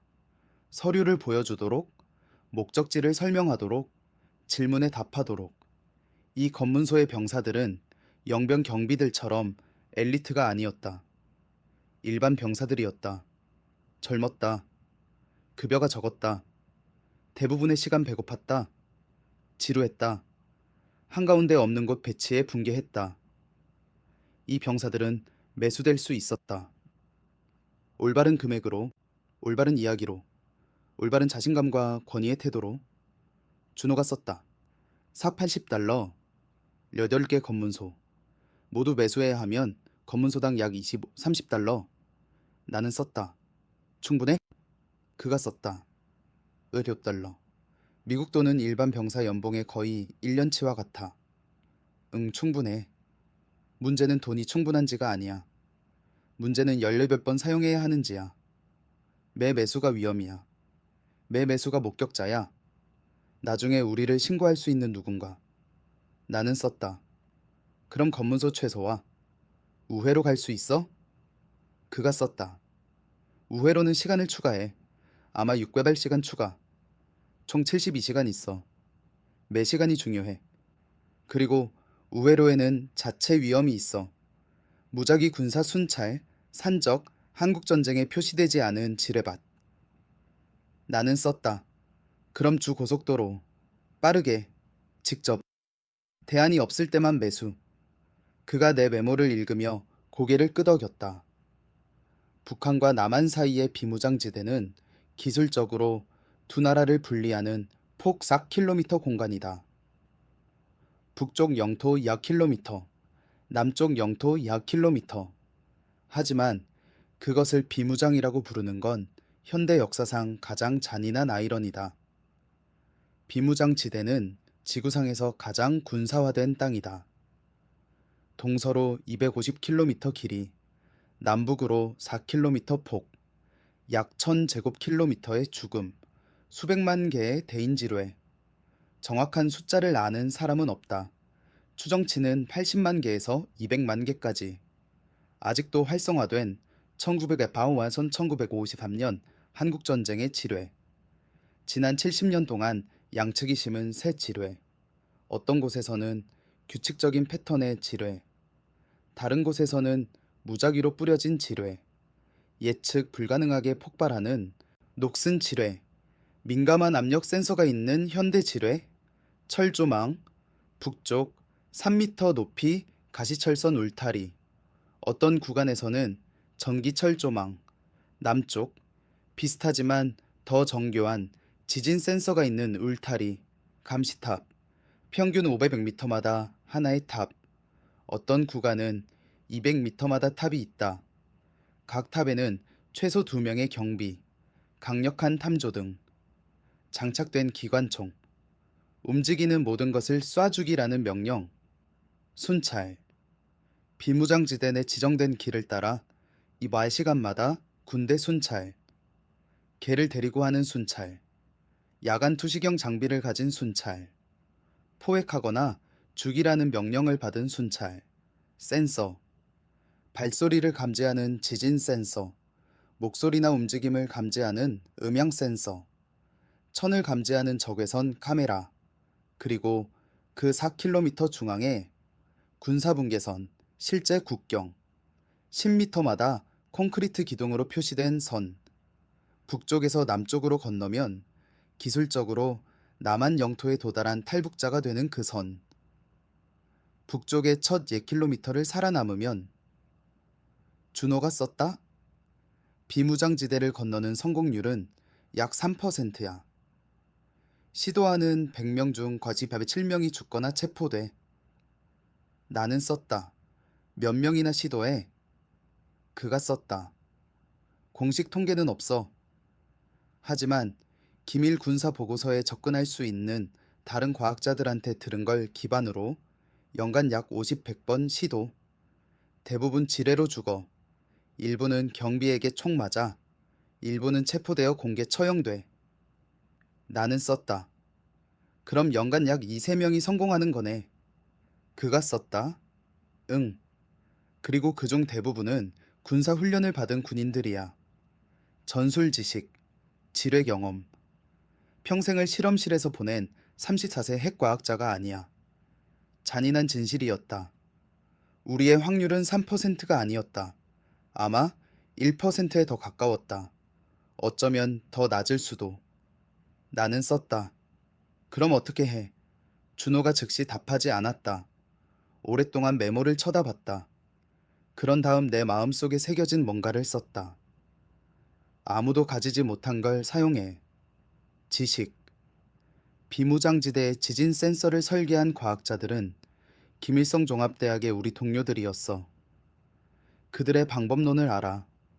그들의 패턴을 알아. 그들이 어떻게 생각하는지 알아. 센서가 어디 있는지 예측할 수 있어. 피할 수 있어. 나는 썼다. 지뢰는 그가 썼다. 지뢰가 가장 큰 문제야. 모두 어디 있는지 알 방법이 없어. 하지만 패턴이 있어. 지뢰는 보통 병사들이 사람들이 건널 거라 예상하는 지역에 심어져. 명백한 길, 계곡, 마른 강. 그런 지역을 피해. 아무도 선택하지 않을 어려운 지형으로 가. 바위가 많은 지형, 가파른 언덕. 지뢰를 심는 게 거의 불가능한 곳. 나는 썼다. 그래도 밟으면 그가 썼다. 그럼 죽어. 하지만 그게 이 계획의 모든 것에 대한 답이야. 어느 시점에서든 뭔가 잘못되면 죽어. 백업 계획은 없어. 앞으로 나아가는 것만 있어. 메모를 태웠다. 화요일 밤 11시 47분이었다. 준호가 소파에 누웠다. 나는 방의 침대에 누웠다. 우리 둘 다 잠들지 못했다. 어둠 속에서 나는 잘못될 수 있는 모든 것을 생각했다. 내일 보급 트럭이 안 온다. 운전자가 경로를 바꾼다. 경비들이 이번엔 빈 트럭을 확인하기로 결정한다. 누군가 우리가 트럭에 타는 걸 본다. 검문소의 병사가 우리 이야기를 확인하기로 결정한다. 지뢰를 밟는다. 순찰대가 우리를 찾는다. 민수가 가족을 구하기 위해 우리를 신고하기로 결정한다. 죽을 방법이 1000가지였다. 그리고 생존을 향한 불가능할 정도로 좁은 길 하나만. 새벽 1시 34분, 문을 부드럽게 두드리는 소리가 들렸다. 나는 일어났다. 준호는 이미 일어나 있었고 경계하고 있었다. 문을 열었다. 민수였다. 그의 눈이 빨갛다. 몇 시간 동안 울었던 것처럼 보였다. 그의 손에 작은 배낭이 있었다. 같이 갈게. 그가 낮은 목소리로 말했다. 혜진이가 가라고 했어. 남으면 소영이는 어차피 아빠 없이 자란다고. 난 죽었으니까. 가면 적어도 언젠가 그들을 남쪽으로 데려올 수 있는 기회가 있다고. 작은 기회. 하지만 기회. 그가 무너졌다. 준호가 그를 안았다. 작별 인사했어. 민수가 준호의 어깨에 대고 속삭였다. 3살 딸한테 작별 인사했어. 아마 다시는 못 볼 거라는 걸 알면서. 아마 사형 선고를 내린 거라는 걸 알면서. 그런데 애가 나를 안으면서 아빠 사랑해라고 했는데 마지막이라는 걸 이해하지 못해. 아빠 사랑해. 딸한테 들은 마지막 말. 우리 셋은 2021년 10월 27일 수요일 새벽 1시 34분 내 아파트 문턱에 서 있었다. 예정된 처형까지 52시간도 안 남은 상태로 내일 우리가 충성스러운 핵과학자에서 사형 선고를 받은 도망자로 바뀔 거라는 걸 알면서. 그럼 같이 하는 거야. 준호가 말했다. 세 형제, 원래 그래야 했던 것처럼. 민수가 고개를 끄덕였다. 나는 문을 닫았다. 그리고 우리는 우리 중 누구도 상상한 적 없는 가장 불가능한 탈출의 최종 세부 사항을 계획하기 시작했다. 새벽 5시 47분에 깼지만 사실 잠을 잔 건 아니었다. 준호는 소파에서 깨어 천장을 쳐다보고 있었다. 민수는 새벽 3시쯤 자기 아파트로 돌아갔다. 의심을 사지 않기 위해. 세 남자가 같은 아파트에서 함께 나오는 건 이상할 테니까. 금요일 처형까지 48시간 13분 남았다. 나는 6년 동안 매일 아침 했던 것을 했다. 샤워했다. 작업복을 입었다. 짙은 남색 바지 가슴, 주머니에 영변 핵시설 휘장이 박힌 흰색 셔츠, 회색 재킷. 전날 남은 찬밥과 배추국으로 아침을 먹었다. 보리차를 마셨다. 모든 게 평범했다. 모든 게 일상이었다. 모든 게 정확히 항상 하던 대로였다. 재킷 안쪽 주머니에 작은 지폐로 된 $80 미국 돈이 있다는 것만 빼면. 업무용 배낭에 기술 매뉴얼과 노트 아래 여벌옷 물병, 쌀과자, 라이터, 천으로 감싼 부엌칼이 있다는 것만 빼면. 이 아파트에서 아침을 먹는 마지막 날이라는 것만 빼면. 준호와 나는 오전 6시 30분에 함께 나왔다. 해가 동쪽 산 뒤로 막 뜨기 시작하고 있었다. 공기는 탄 석탄 냄새가 났다. 주거단지의 난방용 보일러가 막혀진 참이었다. 섭씨 4도. 내 숨이 보였다. 주거단지에서 작업구역 정문까지 800m를 매일 하던 대로 걸었다. 김일성 기념비 옆을 지났다. 5m 높이, 청동, 위대한 수령님이 단호한 표정으로 미래를 가리키고 있다. 항상 하듯 공손하게 절했다. 우리를 녹화하는 어떤 카메라라도 프로토콜을 따르는 충성스러운 과학자 2명만 볼 것이다. 정문에서 우리는 지문을 스캔했다. 망막을 스캔했다. 핀 코드를 입력했다. 문들이 전자 윙윙거림과 함께 열렸다. 그 스캐너를 사용하는 마지막 날, 본관 건물 안에서 우리는 헤어졌다. 준호는 동쪽 동해 농축 실험실로 갔다. 나는 서쪽 동해 냉각 시스템 부서로 갔다. 분리된 경로, 평범한 행동. 내 사무실에서 컴퓨터를 켰다. 전날 밤 보고서를 확인했다. 반응로 온도, 냉각제 유량, 압력 수치. 모두 정상. 다음 주에 주의가 필요한 3번 냉각 펌프의 사소한 조정에 대해 상세게 이메일을 썼다. 절대 답장이 오지 않을 이메일. 절대 고쳐지지 않을 문제. 오전 9시 15분 업무용 전화로 문자를 받았다. 준호의 내부 번호였다. 보안 프로토콜 검토, 비회의실 14바 45라고 써 있었다. 진짜 메시지는 트럭이 15원정에 도착, 5분 전에 만남, 14시 30분 사무실을 나왔다. 옆 작업대 동료에게 보안 회의에 간다고 말했다. 그는 화면에서 눈도 들지 않았다. 보안 회의는 끊임없이 있었고, 지루했고, 평범한 관료주의의 일부였다. 본관 건물의 복도를 배낭을 메고 걸었다. 이상한 게 없었다. 과학자들은 항상 서류, 매뉴얼, 계상이 점심이 든 배낭을 들고 다녔다. 비회의실은 1층 동쪽 복도 끝 창고의 하역 구역으로 나가는 뒤쪽 출구 근처에 있었다. 그 위치는 우연이 아니었다. 준호가 구체적으로 선택한 것이었다. 내가 도착했을 때 준호는 이미 거기 있었다. 민수는 2분 후에 도착했다. 회의실에 들어갔다. 비어 있었다. 긴 회색 플라스틱 테이블, 의자 12개. 이전 회의에 반쯤 지워진 기술 도표가 있는 화이트보드, 14시 47분을 가리키는 벽의 시계. 준호가 문을 닫았다. 잠그지는 않았다. 누가 들어오려고 하면 의심을 살 테니까. 그냥 닫았다. 우리는 테이블 주위에 셋이 서 있었고 말하지 않았다. 유일한 소리는 벽의 시계 똑딱거림과 환기 시스템의 먼 윙윙거림이었다. 14시 52분. 준호가 문이 작은 창으로 복도를 내다봤다. 비어 있었다. 지금? 그가 속삭였다. 회의실을 나왔다. 왼쪽으로 돌았다. 뒤쪽 출구 문까지 10m. 그 문에는 생체 인식 스캐너가 없었다. 단순한 푸시바가 있는 비상구였다. 하루에 수십 번 사용됐다. 노동자들이 쓰레기를 내다버리거나 물품을 하역할 때 나는 발을 밀었다. 문이 열렸다. 하역 구역으로 나갔다. 약 40제곱미터의 콘크리트 마당이었다.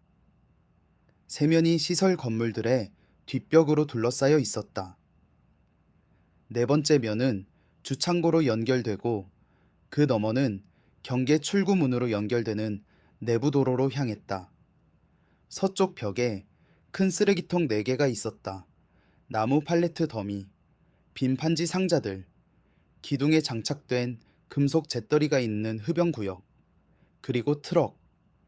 보급 트럭이 우리가 나온 곳에서 12m 떨어진 곳에 주차돼 있었다. 중형 화물 트럭이었다. 운전자와 승객을 위한 앞 캐빈. 위로 말아 올릴 수 있는 금속 문이 있는 뒤 화물칸. 트럭은 짙은 파란색이었고 옆면에 국영산업 물자라는 글자가 흰색으로 칠해져 있었다. 화물칸의 뒤 문이 열려 있었다. 위로 완전히 말려 있었다. 칸은 비어 있었다.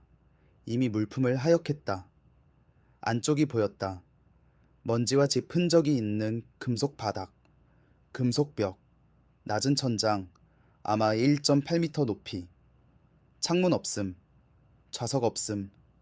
운전자는 캐빈에 없었다. 아마 창고 안에서 배송 서류를 처리하고 있을 것이다. 준호의 관찰에 따르면 그건 10여 분에서 30분 걸렸다. 시간이 얼마나 있어?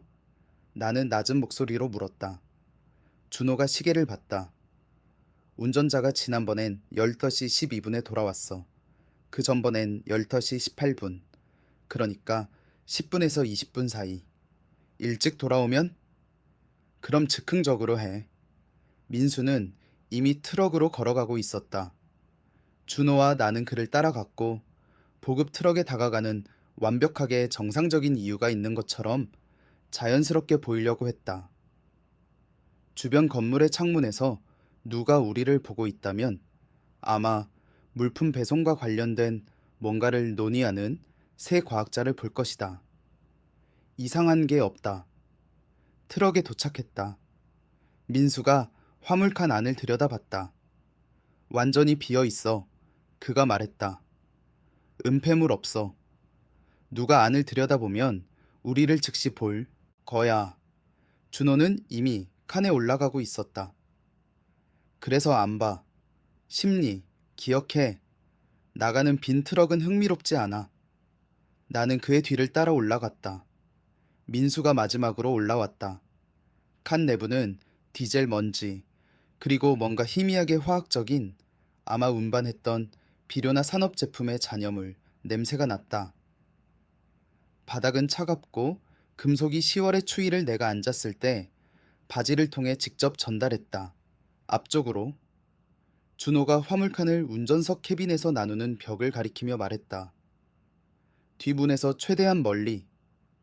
누가 밖에서 빠르게 힐끗 보면 우리는 그림자 속에 있을 거야. 칸 앞쪽으로 움직였다. 칸막이 벽에 나란히 앉았다. 준호가 왼쪽, 내가 가운데, 민수가 오른쪽, 우리 배낭은 다리 사이에. 준호가 시계를 봤다. 15시 3분. 이제 곧 다차 운전자가 돌아올 거야. 닿기 전에 칸을 확인하면. 내가 물었다. 그런 보안상 이유로 트럭을 점검하라는 명령을 받았다고 말해. 불규칙한 점을 발견했다고. 보고해야 한다고.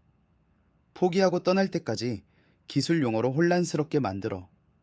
그 다음 나가서 중단. 계획은? 그 후엔 계획 없어.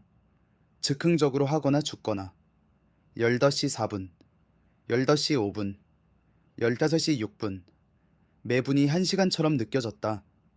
내 심장 박동 소리가 들렸다. 민수의 숨소리가 들렸다. 빠르고 얕았다. 창고에서 오는 먼 목소리들이 들렸다. 콘크리트 벽으로 약해진 18시 7분. 발소리. 콘크리트 위의 발소리. 트럭으로 다가오고 있었다. 우리 셋 모두 완전히 멈췄다. 발소리가 트럭 바로 밖에서 멈췄다. 금속 소리가 났다. 운전자가 아마 캐빈 문을 여는 중. 그 다음 그의 목소리, 누군가와 말하고 있었다. 응, 전부 배송했어. 지금 평양으로 돌아가. 아니, 이번엔 반품 없어. 더 먼 다른 목소리, 아마 창고 노동자. 뒤쪽 닫는데 도움 필요해. 아니, 할 수 있어. 고마워. 발소리가 트럭 옆을 돌았다. 화물칸 문이 아직 열려있는 뒤쪽으로 걸어갔다. 운전자가 입구에 나타났다. 50대쯤 되는 남자였다. 짧은 회색 머리, 거친 얼굴, 파란 작업복 재킷. 뒤쪽 입구에 멈춰서 화물칸을 들여다봤다. 직접 우리를 향해. 1초 동안, 영원처럼 느껴진 1초 동안 우리의 시선이 마주쳤다. 나는 한마디로 우리의 전체 계획을 파괴할 힘을 가진 남자를 보고 있었다. 소리, 전화. 그러면 새 핵과학자가 탈북 행위 중에 체포될 것이다. 즉석에서 처형, 아니면 먼저 고문, 그 다음 처형. 운전자의 표정은 변하지 않았다. 그가 우리를 봤다. 빈 트럭 화물칸에 앉은 세 남자. 분명히 숨어있는, 분명히 거기 있으면 안 되는. 그리고 그는 예상하지 못한 걸 했다. 고개를 끄덕였다. 천천히. 거의 눈에 띄지 않게. 말아올린 문이 끈을 잡았다. 그리고 내렸다. 금속이 큰 소음을 내며 아래로 굴러내려왔고 칸을 완전한 어둠 속에 가뒀다.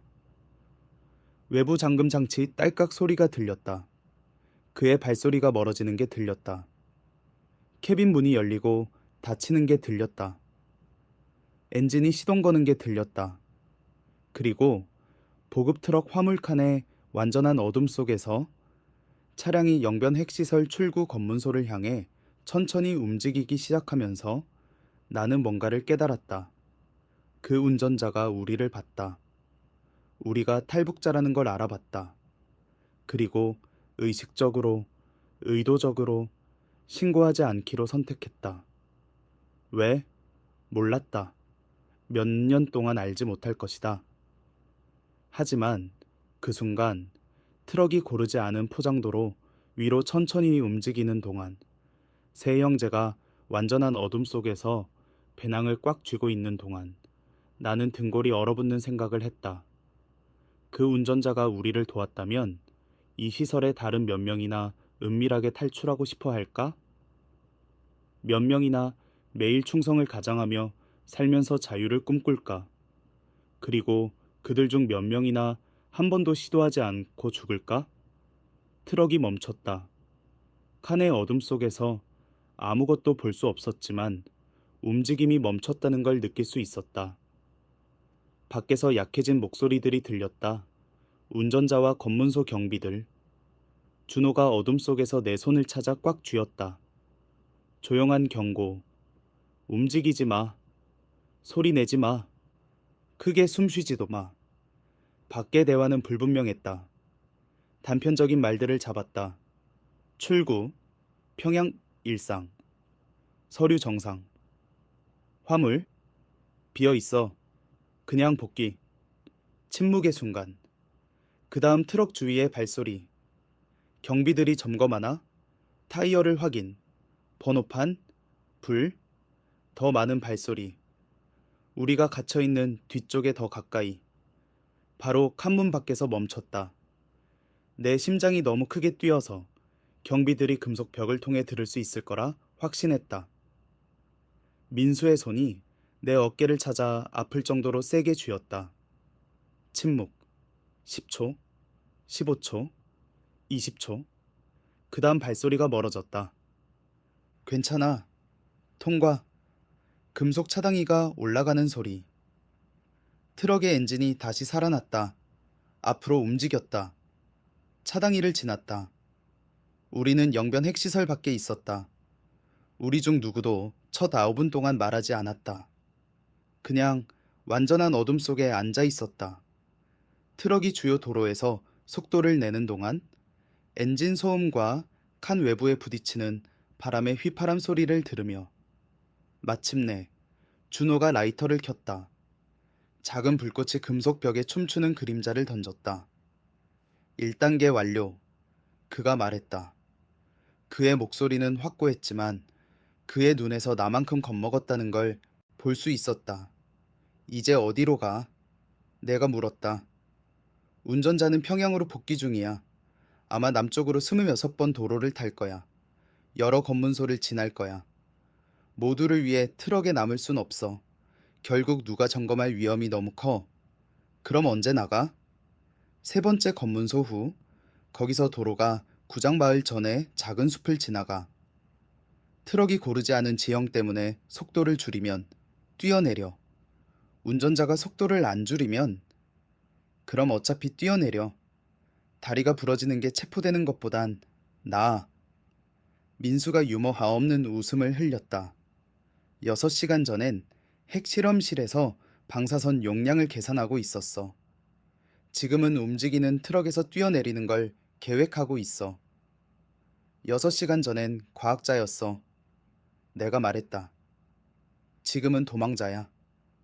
준호가 라이터를 껐고 우리를 다시 어둠으로 돌려보냈다. 아니, 그가 낮은 목소리로 말했다. 6시간 전에도 이미 도망자였어. 그냥 아직 몰랐을 뿐이야. 트럭이 도로를 달렸다. 모든 요철, 모든 커브를 느낄 수 있었다. 금속 칸에는 서스펜션이 없었다. 도로의 모든 불규칙성이 바닥을 통해 우리 몸으로 직접 전달됐다. 약 20분 후 트럭이 속도를 줄였다. 첫 번째 검문소. 준호가 속삭였다. 트럭이 완전히 멈췄다. 밖에서 목소리. 운전자가 서류를 보여주고 있었다. 경비가 일상적인 질문을 하고 있었다.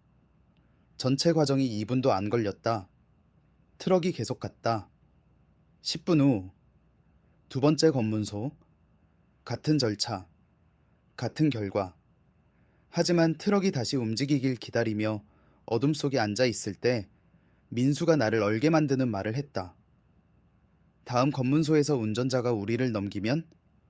뭐? 내가 물었다. 생각해봐. 우리를 봤어. 시설 밖으로 나가도록 도왔어. 하지만 어쩌면 밖에서 우리를 넘기려고 빼낸 것뿐일 수도 있어. 그한테 더 덜 복잡해. 시설 경비들이 왜 안 봤냐고 질문할 수 있으니까. 하지만 도로 검문소에서 우리를 넘기면 영웅이야. 탈북자 3명을 잡았어. 보상받아. 인정받아. 어쩌면 승진. 논리가 탄탄했다. 무서웠다. 완전히 가능했다. 알 수 없어. 준호가 말했다. 기다릴 수밖에. 기다려? 민수의 목소리 톤이 올라갔다. 이 트럭이 검문소에 서고 갑자기 소총을 든 병사 20명이 우리를 겨누길 기다려? 다른 대안이 뭐야? 지금 뛰어내려? 시속 60km로 개방된 도로에 있어. 목이 부러질 거야. 그리고 살아남아도 주요 도로에서 완전히 눈에 띄어. 몇 분 안에 잡혀. 그럼 갇힌 거네. 모르는 트럭 운전자가 우리를 넘기지 않기로 결정하길 바라며 목숨을 거는 거네. 응. 준호가 단순하게 말했다. 그게 정확히 우리가 하는 거야. 이 여정의 약 50개 지점 중 하나일 뿐이야. 우리의 생존이 완전히 운과 낯선 이의 친절에 달려있는. 트럭이 계속 움직였다. 5분, 10분, 15분. 그 다음 다시 속도를 줄였다. 세 번째 검문소. 준호가 말했다. 여기가 우리가 뛰어내리는 곳이야. 트럭이 멈췄다. 같은 목소리들, 같은 절차. 하지만 이번엔 뭔가 달랐다. 밖의 목소리들이 더 컸다. 더 공격적이었다. 운전자가 질문에 답하는 게 들렸다. 그의 톤이 평범함에서 방어적으로 바뀌었다. 이미 말했잖아. 그냥 물품 배송했어. 완전한 신분증 봐야 돼. 여기 서류 있어. 모두 정상이야. 뒷칸 열어. 내 피가 얼음으로 변했다. 뒷칸 열어. 일상 점검. 발소리가 트럭 뒤쪽으로 다가왔다. 준호가 내 팔을 잡았다. 문 열면. 그가 빠르게 속삭였다. 뛰어.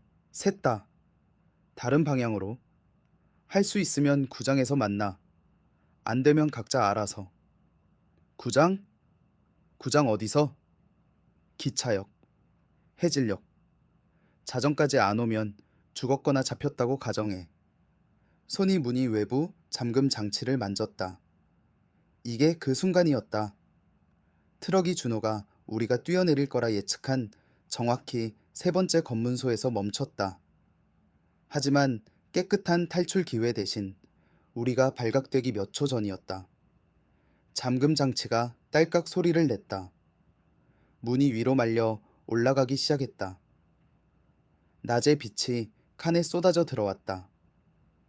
그리고 다음 30초 동안 일어난 일이 우리가 살 것인지 죽을 것인지를 결정했다. 완전한 어둠 후에 낮의 빛이 우리를 눈멀게 했다. 눈을 깜빡이며 초점을 맞추려 했다. 검문소 경비가 트럭 뒤쪽 입구에 서 있었다. 젊었다. 아마 22살. AK-47일 소총이 어깨에 걸려 있었다. 우리를 직접 쳐다보고 있었다. 잠깐 동안 절벽에서 떨어지는 것처럼 느껴진 0.5초 동안 아무도 움직이지 않았다. 그러자 준호가 말했다. 그의 목소리는 확고하고 권위적이고 두려움의 흔적이 전혀 없었다. 뭐 하는 거야, 병사? 기밀 보안 작전을 방해하고 있어? 경비가 눈을 깜빡였다. 무슨 작전이요? 핵보안부 불시 점검, 운송 프로토콜 검증, 상급 장교가 통보하지 않았어? 아니요, 동무. 통보받지 못했습니다. 당연히 통보 안 받았지. 불시 점검이니까. 준호가 트럭에서 내렸다. 완전한 자신감으로 움직였다. 나는 그를 따라갔고 떨리는 다리를 확고해 보이게 만들었다. 민수가 마지막으로 내렸다. 경비가 한 걸음 뒤로 물러났다. 분명히 혼란스러워했다. 하지만 왜 화물칸에 있으셨습니까? 운전자들이 시설을 떠나기 전에 화물칸을 확인하는지 검증하고 있으니까. 이 운전자는 분명히 안 했어. 프로토콜 위반. 보고해야겠어. 준호가 주머니에서 수첩을 꺼냈다. 그냥 평범한 업무 노트였다. 그리고 무작위 숫자를 쓰기 시작했다. 이름 병사. 그리고 상급 장교 이름. 저 김용수 병사입니다. 제 장교는 박상사님. 박상사. 좋아. 준호가 뭔가 더 썼다. 트럭은 계속 가도 돼. 우리는 이 검문소도 점검하기 위해 여기 남을 거야. 여기서 보이는 프로토콜 위반이 약 8개 있어.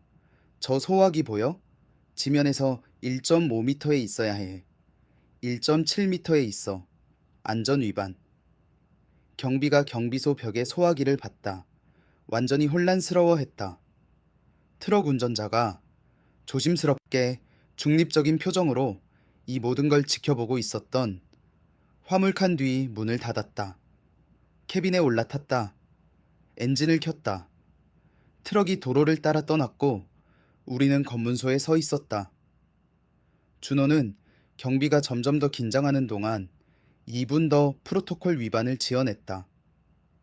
마침내 준호가 노트를 집어넣었다. 다음 주에 완전 점검하러 돌아올 거야.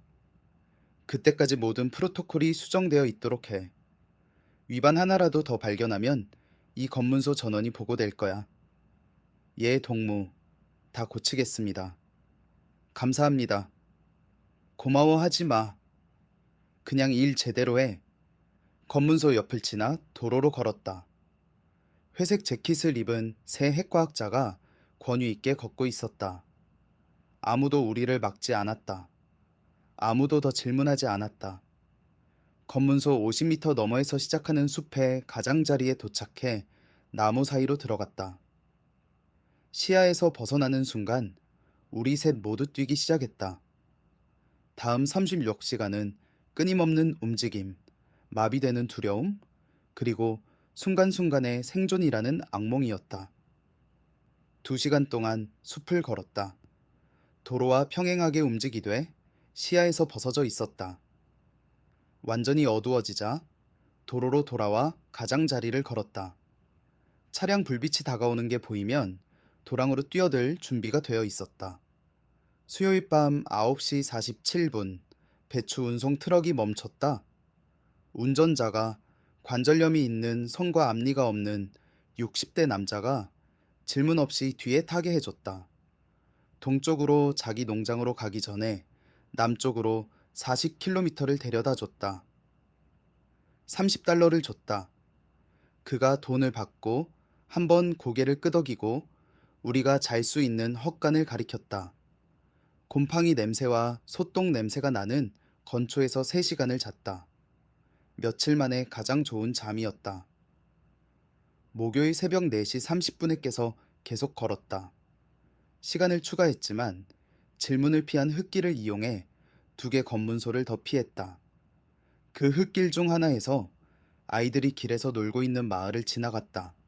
영양실조로 배가 부른 마른 아이들이 헝겊을 묶어 만든 공을 가지고 놀고 있었다. 민수가 멈춰서 오랫동안 그들을 봤다. 소영이가 저 나이야. 그가 낮은 목소리로 말했다. 4살, 어쩌면 5살. 알아? 내가 말했다. 내가 한 짓으로 잡히면 저렇게 끝날 거야.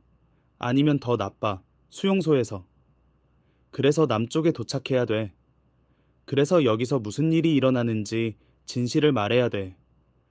그가 고개를 끄덕였지만 움직이지 않았다. 그냥 흙에서 노는 아이들을 계속 쳐다봤다. 준호가 그의 어깨에 손을 올렸다. 가자. 더 멀리 갈수록 언젠가 애를 데려올 수 있는 확률이 높아져. 계속 걸었다. 목요일 오후 2시 15분에 국경지역에 도착했다. 국경지역 전방이라는 표지판은 없었지만 느낄 수 있었다. 군사 순찰의 급격한 증가, 20분마다 병사들로 가득 찬 트럭, 나무 위로 솟아오른 먼 거리에서 보이는 감시탑, 그리고 침묵. 여기 마을들은 더 조용했다. 사람들이 고개를 숙이고 걸었다. 아무도 크게 말하지 않았다. 고지를 찾았다. 소나무로 덮인 작은 언덕. 거기서 보이지 않으면서 남쪽을 볼 수 있었다. 거기서 민수가 만약을 위해 가져온 야전용 쌍앙영으로 비무장지대를 볼 수 있었다. 설명한 대로 정확히 그만큼 무서웠다. 첫 번째 울타리가 약 3km 남쪽에 보였다. 3m 높이, 가시철선, 동쪽에서 서쪽으로 시야가 닿는 곳까지 뻗어 있었다. 그 뒤, 빈 지대, 평탄화된 땅, 식물 없음, 그 다음 또 다른 울타리, 그 다음 안개처럼 보이지만 아마 거리가 세부 사항을 흐리게 만드는 것. 준호가 말한 대로 500m마다 감시탑, 탑에서 움직이는 병사들을 볼 수 있었다. 꼭대기에 장착된 탐조등을 볼 수 있었다. 자정까지 기다려야 해. 준호가 말했다. 완전한 어둠. 순찰이 24시 30분에 교대해. 활동 중인 경비가 더 적은 15분의 창이 있어. 어떻게 알아? 민수가 물었다. 2년 전에 본 군사정보 보고서. 바뀌었을 수 있어. 아마 바뀌었을 거야. 하지만 우리가 가진 최선이야. 그 언덕에서 9시간 동안 머물렀다. 관찰하고 기다리고 패턴을 외우면서. 오후 6시 43분 해가 질 때 민수가 말했다. 내가 못 가면 혜진이한테 미안하다고 전해줘. 사랑했다고. 소영이를 내 목숨보다 더 사랑했다고. 이걸 선택한 건 그들을 버리려는 게 아니라 언젠가 자유로울 기회를 주려는 거였다고. 전할게. 내가 말했다. 하지만 직접 말할 거야. 왜냐면 성공할 거니까. 어떻게 알아? 해야 되니까. 네 딸이 아빠가 필요하니까. 그리고 세 형제가 함께 하거나 아예 안 하거나니까. 준호가 고개를 끄덕였다. 함께. 끝까지. 2021년 10월 28일 목요일 2인 밤 3시 47분 첫 번째 울타리를 향해 움직이기 시작했다. 달은 얇은 초승달이었다. 구름이 대부분의 별을 가렸다. 숨기엔 좋았다. 어디로 가는지 보기엔 나빴다. 천천히 움직였다. 한 걸음씩. 각 발걸음에 무게를 싣기 전에 막대기로 앞의 땅을 테스트했다. 이상한 저항, 땅 아래 금속의 느낌. 멈추고 뒤로 물러나고 다른 경로를 택했다. 첫 번째 울타리까지 800m를 가는데 43분이 걸렸다. 울타리는 여기서 전기화되지 않았다. 아니면 작동하지 않았다. 준호가 나무 막대로 철선을 만졌다. 아무것도 없었다. 손으로 만졌다. 아무것도 없었다. 꺼져 있거나 발전기가 고장났어. 그가 속삭였다. 상관없어. 지나가야 해. 철선 절단기가 있었다. 이틀 전 시설 정비소에서 한 쌍을 훔쳤다. 철선을 자르기 시작했다. 야간 공기를 통해 전달될 수 있는 금속 소음을 피하기 위해 천천히 조용히 작업했다. 야분 10분, 15분. 사람이 기어서 지나갈 수 있을 만큼 큰 구멍. 준호가 먼저 지나갔다. 그 다음 나. 그 다음 민수. 우리는 비무장지대 안에 있었다. 다음 2.4km는 4시간 17분이 걸렸다. 얼어붙은 땅 위를 배로 기어가는 4시간. 먼 순찰 소리를 들을 때마다 멈추는. 지뢰를 심을 것 같은 곳처럼 땅이 너무 평평하고 너무 손대지 않은 것 같고 너무 명백히 보이는 지역 주변을 우회하는. 새벽 2시 34분에 첫 번째 지뢰를 발견했다. 앞서가던 민수가 얼어붙었다. 움직이지 마. 그가 속삭였다. 준호와 나는 얼어붙었다. 내 왼손 아래에 뭔가 있어. 금속, 둥글어. 대략 접시 크기. 지뢰. 충분한 압력을 가하지 않았기 때문에 손을 그 위에 올렸을 때 폭발하지 않은 지뢰. 아주 천천히. 준호가 말했다. 그의 목소리가 놀랍도록 침착했다. 손을 들어. 한 번에 1mm씩. 압력을 갑자기 바꾸지 마. 민수가 손을 들기 시작했다. 그의 숨소리가 들렸다. 짧고 끊긴 헐떡임. 그의 손이 금속에서 떨어졌다. 아무것도 폭발하지 않았다. 뒤로 기어서 지뢰에서 멀어졌다. 넓은 홀을 그리며 그 지역을 우회했고 20분을 더 추가했다. 새벽 3시 51분. 탐조등이 우리를 찾았다. 갑자기 밤이 낮이 됐다. 동쪽 약 400m 떨어진 탑에서 나오는 밝은 하얀 빛이 들판을 가로질러 휩쓸었다. 엎드려. 준호가 쉿소리 냈다. 땅에 몸을 던졌고 얼굴을 흘게 눌렀다. 탐조등이 우리 위를 휩쓸었다. 지나갔다. 서쪽으로 계속 갔다. 그 다음 멈췄다. 그리고 돌아오기 시작했다. 움직이고 있어. 내가 말했다. 우리를 봤어. 확신할 수 없어. 준호가 말했다. 어쩌면 무작위. 움직임일 수도. 어쩌면 탐조등이 직접 우리 위에 고정됐다. 먼 곳에서 외치는 목소리가 들렸다. 말을 구별하기엔 너무 멀었다. 하지만 의미는 분명했다. 누군가 뭔가를 봤다. 순찰을 보내고 있었다. 뛰어! 준호가 말했다. 지금, 남쪽으로, 최대한 빠르게. 지뢰는 이제 중요하지 않아. 잡히면 해 어차피 죽어. 일어나서 뛰었다. 탐조등이 우리를 추적하고 먼 곳에서 목소리가 외치고 뒤에서 군용 차량이 엔진을 켜는 소리가 나는 가운데 비무장지대를 통해 남쪽으로 뛰었다. 매 발걸음마다 발목을 비틀려는 고르지 않은 지형을 통해 뛰었다. 손과 얼굴을 베는 덤불을 통해 신발을 적시는 얼어붙은 웅덩이를 통해 뛰고 뛰고 뛰었다. 그러자 민수가 멈췄다. 계속 가. 그가 소리쳤다. 내가 지연시킬게. 뭐? 돌아봤다. 안 돼. 함께라고 했잖아. 셋 다 뛰면 다 잡혀. 한 명이 뒤에 남으면 둘은 성공할 수 있어. 그가 배낭에서 부엌칼을 꺼냈다. 동쪽으로 뛸 거야. 혼란스럽게 만들 거야. 다른 방향으로 가는 사람이 더 많다고 생각할 거야. 알아챌 때쯤 너희는 반대편에 있을 거야. 민수야, 안 돼. 그가 내 어깨를 잡았다. 혜진이한테 사랑했다고 전해줘. 소영이한테 아빠가 더 나은 미래를 주기 위해 싸웠다고 전해줘. 세상에 여기서 무슨 일이 일어나는지 말해줘. 눈물이 그의 얼굴을 흘러내렸다. 그리고 준호 형 잘못 아니야. 그 불일치를 보고한 건 올바른 일이었어. 절대 형 잘못 아니야. 준호는 말할 수 없었다.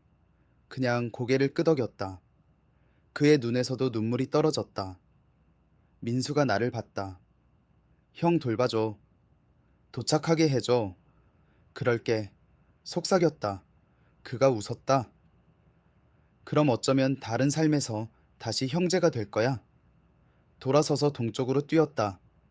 소리를 지르며 최대한 큰 소음을 냈다. 탐조등이 그를 따라갔다. 준호가 내 손을 잡았다. 뛰어. 이게 헛되게 만들 순 없어. 남쪽으로 뛰었다. 뒤에서 총소리가 들렸다. 두 발, 세 발, 그 다음 침묵. 뒤돌아보지 않았다. 할 수 없었다.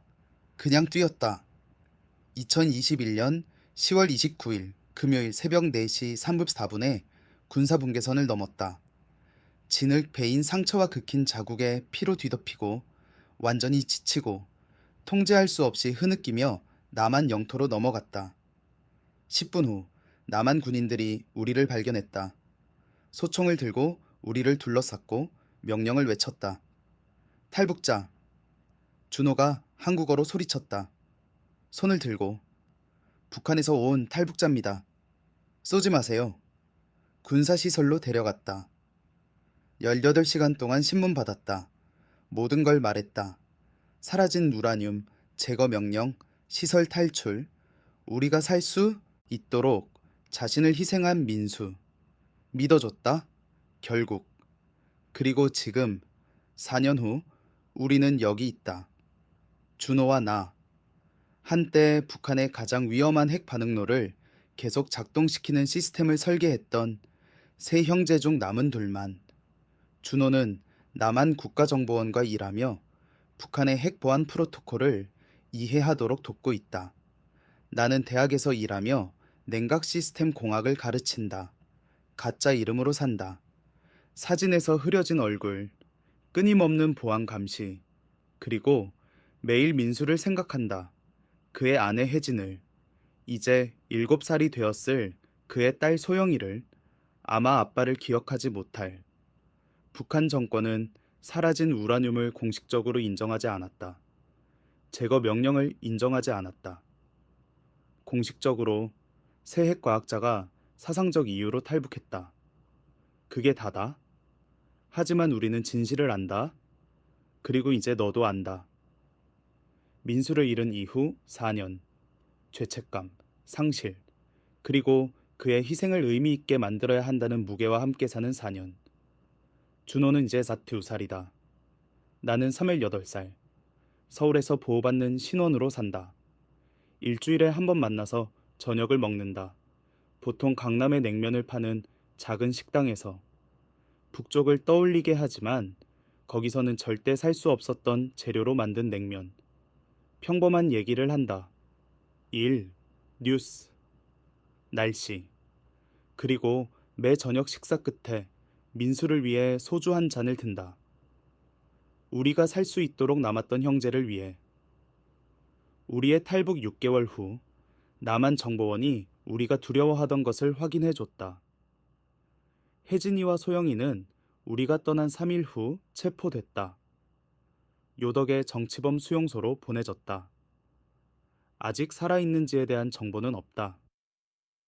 매일 민수는 자신의 탈출이 가족을 사형 선고할 거라는 걸 알면서 살았다.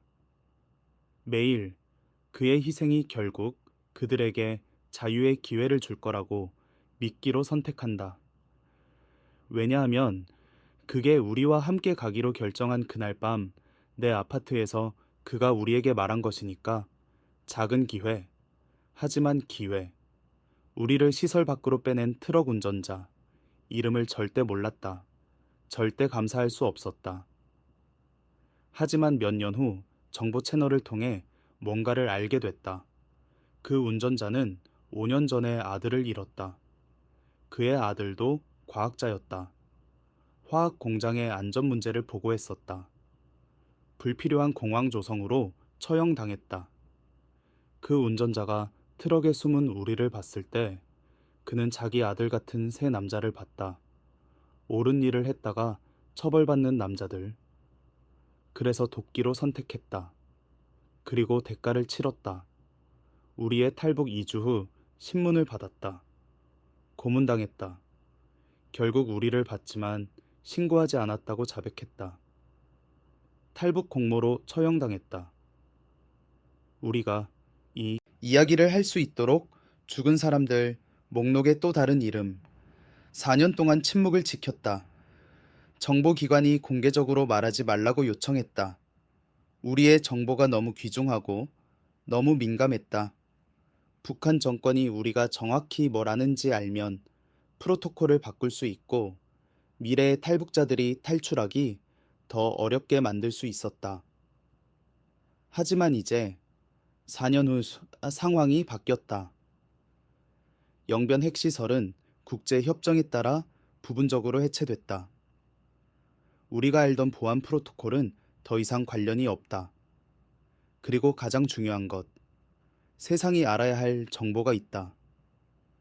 준호가 발견한 사라진 우라늄 20% 농축된 우라늄 2347kg. 절대 회수되지 않았다. 절대 설명되지 않았다. 그냥 공식 기록에서 사라졌다. 마치 절대 존재하지 않았던 것처럼.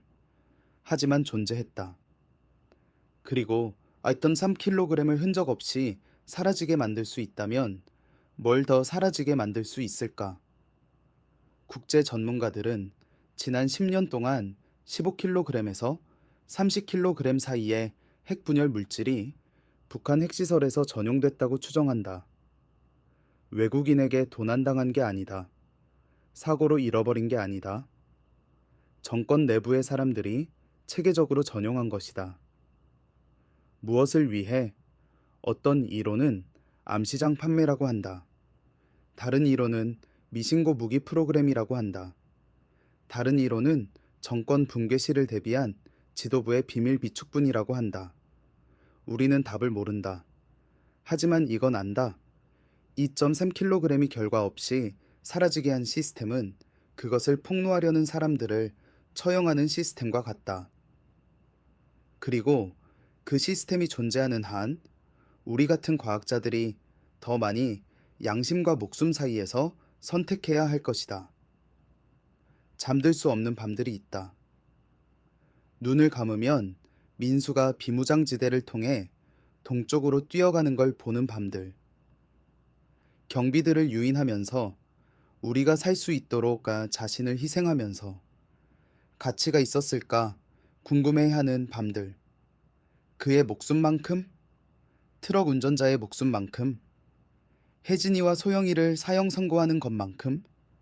준호는 그렇다고 말한다. 정권의 부패를 폭로하는 것, 세상이 무슨 일이 일어나는지 알게 하는 것, 탈출하고 싶어하는 다른 사람들에게 희망을 주는 것, 그 모든 게 우리가 치른 대가만큼 가치 있다고. 어떤 날은 그를 믿는다. 다른 날은 확신하지 못한다. 만약 북한에서 이걸 보고 있다면, 만약 어떻게든 이 영상이 밀반입된 USB 메모리를 통해, 라디오 신호를 통해, 정권의 틈새를 통해, 정보가 새어나가는 1000가지 방법 중 하나를 통해 당신에게 도달했다면 이걸 알아주길 바란다. 혼자가 아니다.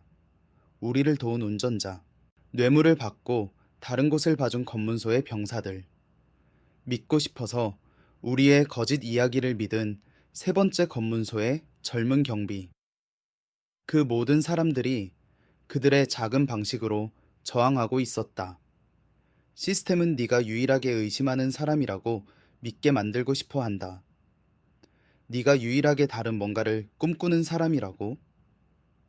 네가 유일하게 부패와 위선을 보는 사람이라고. 하지만 아니다. 너 같은 사람이 수백만 명 있다. 침묵 속에 살면서, 충성을 가장하면서, 기다리면서, 그리고 언젠가 얜 언제인지 모르겠다. 어쩌면 우리가 살아있는 동안은 아닐 수도. 그 시스템은 무너질 것이다. 그리고 무너질 때 너 같은 사람들이 더 나은 뭔가를 만들 사람들이 될 것이다. 만약 북한 밖에서 이걸 보고 있다면 남한에서, 미국에서, 유럽에서 자유를 당연하게 여기는 어디든 이것도 알아주길 바란다. 자유는 자연스럽지 않다. 인류의 기본 상태가 아니다. 보호해야 하는 취약한 것이다. 사람들이 죽어온 것이다. 민수는 자기 딸이 언젠가 진실을 보고하는 게 목숨을 앗아가지 않는 세상에서 자랄 수 있는 기회를 위해 죽었다. 운전자는 새 낯선 사람이 탈출할 기회를 가질 수 있도록 죽었다. 셀 수 없이 많은 다른 사람들이 국경을 넘으려 하다가 네가 단순히 어디서 태어났는지의 우연으로 가진 자유에 도달하려 하다가 죽었다. 네가 가진 걸 당연하게 여기지 마. 그리고 불의를 볼 때, 어디서든 보게 될 때, 침묵은 공모라는 걸 기억해. 준호는 그 사라진 우라늄을 보고하지 않아도 됐다. 침묵을 지킬 수 있었다. 고개를 숙이고 살 수 있었다. 살아남을 수 있었다. 하지만 말하기로 선택했다. 그리고 그 선택, 진실이 너를 죽일 수 있을 때, 진실을 말하는 그 단순하고 무서운 선택, 이 글을 부패가 계속되도록 한 사람들과 구분 짓는다. 한국 속담이 있다. 시작이 반이다. 영변에서 그 탈출을 시작했을 때, 세 형제가 그 트럭에 숨었을 때, 우리는 100가지 불가능한 발걸음 중 첫 번째만 완료했다. 하지만 그 첫 발걸음, 우리의 양심이 안전보다 더 가치 있다고 결정하는 행위. 그게 가장 중요한 발걸음이었다. 다른 모든 건 그저 결과였다. 민수는 끝까지 도달하지 못했다. 하지만 동쪽으로 뛰기로, 자신을 희생하기로, 형제들에게 기회를 주기로 한 그의 선택, 그 선택이 그의 승리였다. 자유가 아니다. 생존이 아니다. 선택 그 자체다. 왜냐하면 모든 선택을 빼앗기 위해 설계된 시스템에서 모든 결정이 너를 위해 만들어지게 하는, 너를 복종하는 기계의 톱니바퀴로 축소시키는, 선택하는 행위, 모든 것을 희생하더라도 자신의 삶에 대한 주체성을 갖는 행위가 가장 근본적인 저항 행위이기 때문이다. 그래서 이것이 우리의 이야기다. 그들을 사형 선고한 비밀을 발견한 세 형제의 이야기. 노예와 자유 사이의 72시간, 90km, 18개 검문소, 그리고 2.4km 지뢰밭의 이야기. 둘이 살 수 있도록 남았던 한 형제의 이야기. 그리고 4년 후, 왜 우리가 계속 말하는지의 이야기. 왜냐하면 아직 국경 뒤에 갇혀 있는 사람이 한 명이라도 있는 한, 아직 말해져야 할 진실이 있는 한, 가족이 자유로울 기회를 위해 모든 걸 희생하는 민수가 있는 한, 이야기는 끝나지 않았다. 이제 막 시작이다. 내 이름은 강제성이었다. 지금은 그게 내 이름이 아니다. 하지만 내 이야기, 우리의 이야기, 그건 진짜다. 그리고 이제 내 것이다. 우리가 할 수 없었던 걸 해줘. 의미 있게 만들어줘.